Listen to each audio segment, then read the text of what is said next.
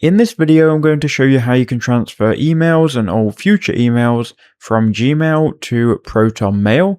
So this will be a simple step-by-step tutorial. So you need to open both your Gmail inbox and ProtonMail. And once you're in ProtonMail, go to the settings icon in the top right-hand corner and then click on all settings.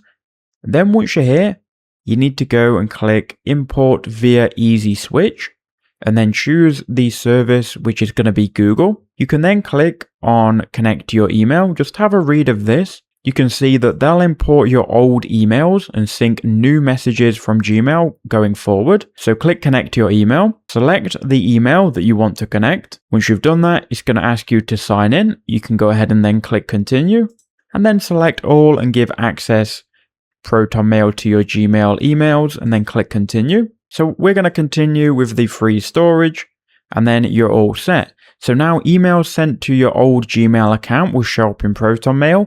You can send emails from ProtonMail using this email address, and in a second, all of your emails should be in the inbox. So go to your inbox and check. As you can see, I have 3 emails here from my email, and it's going to tell you that they've came from the Gmail account.